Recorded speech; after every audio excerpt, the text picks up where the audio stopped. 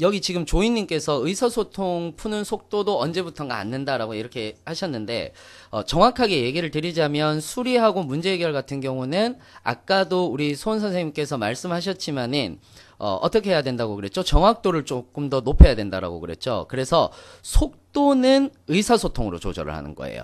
그래서 의사소통 같은 경우에는 특히 비문학 지문 같은 경우는요, 어떤 식으로 여러분들이 공부를 하셔야 되느냐면은, 예를 들어서 경제라든지 산업이라든지 이런 쪽의 지문들이 나오면은 여러분들 어려워 하시거든요. 그러면은, 처음에 여러분들이 문제를 많이 푼다라고 생각하지 마시고요.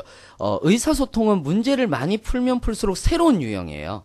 새로운 유형이기 때문에, 의사소통 같은 경우는 비문학 지문이 나왔으면 단락별로 요약을 하는 연습들, 그런 연습들을 하시면 될 것 같습니다.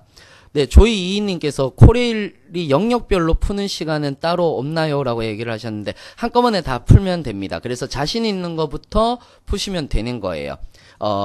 아까도 이제 소원 선생님께서도 잠깐 말씀하셨는데, 버리는 것도 하나의 전략이거든요. 의사소통도 역시 마찬가지입니다. 우리가 버리는 것 또한 역시 전략이 되는 거죠. 정확도가 높다면은 한 70에서 80%를 맞추는 것을 추천을 드리지만은, 내가 스스로 여러분들이 하셨을 때 정확도가 그렇게 높지 않다라고 이렇게 생각을 하신다면은 한 80문제 조금 넘게, 또는 85% 정도, 80%에서 85% 정도까지 해주시면 될 것 같고요. 시간 관리 어떻게 하시는지 물어보시는데요. 여러분들이 알고 계셔야 돼요. 이 부분에 대해서는 조금 더 알고 계셔야 되는데 죄송해요. 그렇죠. 불안하죠. 안 풀고 넘기기에는 풀고 넘기기에는 불안한데, 실제로 여러분들이, 이거 의사소통에서 시간이 좀 많이 간다, 이렇게 생각하시면 어떨 것 같아요? 이거를 풀고 뒤에 문제가 눈으로도 풀리는 문제가 있어요. 이러면은 너무 힘들잖아요. 그러니까 일단 내가 풀 수 있는 문제와 못 푸는 문제가 아니에요. 자, 수리하고 문제 해결 같은 경우는 풀 수 있는 문제하고 풀 수 없는 문제로 나눠집니다. 그런데 의사소통 같은 경우는 그렇지 않아요. 풀 수 있는 문제와 풀 수 없는 문제가 아니라 그냥 풀 수 있는 문제들입니다. 그런데 시간이 많이 걸린다라는 거죠. 그래서 시간이 많이 걸리는 유형 또는 지문들이 무엇이 있는지 그것부터 여러분들이 파악을 해 놓으시는 게 훨씬 더 중요하다라고 이렇게 생각을 하시면 될 것 같습니다. 또 시간 관리라고 얘기를 하는데, 아까 잠깐 지나갔는데 점수 감점이 없는데 왜 찍으면 안 된다는 건가요? 이렇게 얘기를 하시는 분들도 계시는데, 네, 맞아요.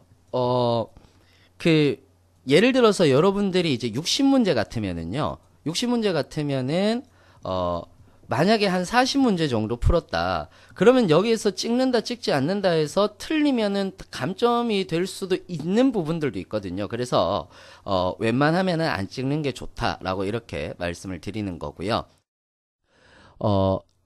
속도를 무작정 높인다라고 해서 되는 문제는 아닌 것 같아요. 정확도를 먼저 잡으셔야 돼요. 먼저 잡으셔야 돼요. 띄엄띄엄 읽으시면 안 되거든요. 그래서 오히려 조금 느리시더라도 문제를 빨리 풀고요. 문제에 대한 보기, 이런 것들을 여러분들이 보기를 보시잖아요. 그러면 1번부터 4번까지 있고 1번부터 5번까지 있으면 여러분들이 오답까지 전부 다 보고 이야기를 하는 경우들이 있거든요. 그렇게 하시면 안 돼요. 그렇게 하시지 마시고, 만약에 1번이고 2번이 답이다, 그러면 답 체크하고 그냥 바로 다 보시면 될 것 같습니다. 코리는 영역별로 꽈락은 없고요. 꽈락은 없고요. 그 다음에 기출문제는 공개되지는 않습니다. 기출문제가 공개되시면은 되지는 않고요. 답 찍고 바로 넘어가셔야죠. 그래야지 시간을 세이브할 수가 있다라고 이렇게 보시면 될 것 같네요.